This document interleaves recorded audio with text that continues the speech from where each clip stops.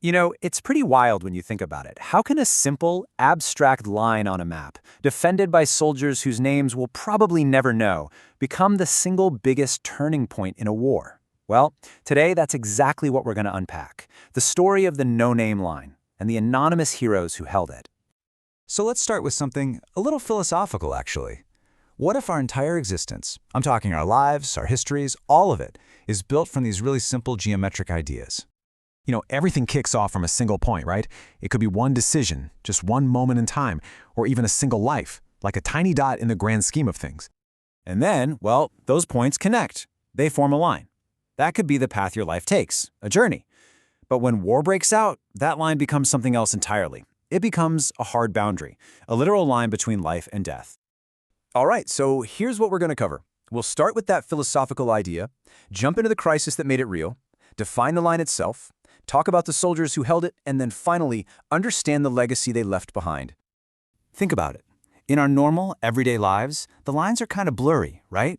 They're flexible. But in a war, whoa, those lines become absolute. They're not suggestions anymore, they're front lines, they're trenches. That abstract idea, it suddenly has life or death stakes. And that's exactly what happened in the Korean War. We're zeroing in on the spring of 1951, a time of absolute make-or-break crisis for the UN and South Korean forces. I mean, just look at this timeline. It's just one disaster after another. You've got this massive Chinese offensive pushing everyone back. Leadership is a mess. General Walker dies in an accident. The legendary General MacArthur gets fired. And it all leads up to these two just devastating defeats in April and May. The situation wasn't just bad, it was desperate. They were on the brink of total collapse. So in the middle of all this chaos, the new guy in charge, General James Van Fleet, does something incredibly bold. He basically takes out a map and draws a line, a final, this far and no further line in the sand. And this right here, these are the literal points on the map that created that line, the most important line of the entire war. It stretched all the way from Susek to Sakcho. And get this, it wasn't some famous historical boundary. It was drawn right then and there to save Seoul no matter what. It didn't even have a cool official name. People just called it the no-name line. But this line wasn't just a line. It was doing four critical jobs at once. It was a phase line for coordinating everything, a defense line that could not break, the actual line of contact where they'd fight, and the forwardmost position of all friendly troops. Basically, the entire turning point of the war boiled down to holding this one single line. Okay, so a general can draw a line on a map. Easy enough, right? But lines on a map don't stop an army. People do. And that's where the story really changes. It's not about the generals anymore. It's about the soldiers who had to hold that line against just impossible odds. And this is the central irony, the really powerful contrast here. We all know the famous names, right?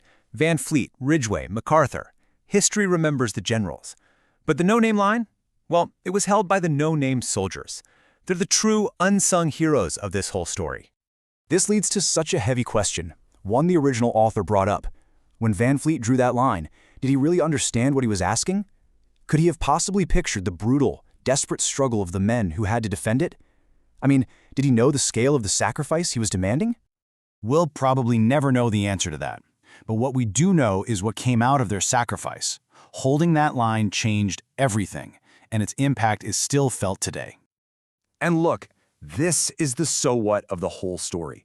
This wasn't just about winning a battle. By stopping the communist advance and saving the capital, these soldiers literally created the space for South Korea to rebuild, for that economic explosion known as the Miracle on the Han River to even happen. Their sacrifice, it was the foundation for everything that came after.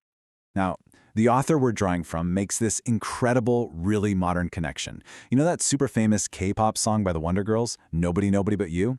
The author says the real hero of that song, the you, was the no-name soldiers. An entire nation's future rested on nobody but them. It's a really powerful way to think about it.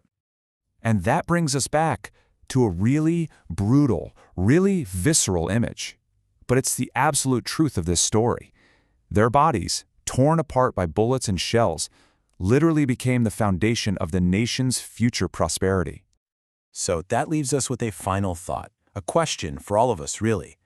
When a nation is saved by heroes whose names we'll never know, who held a line that was never officially named. What is our duty? How do we make sure that their sacrifice, their story, is never, ever forgotten?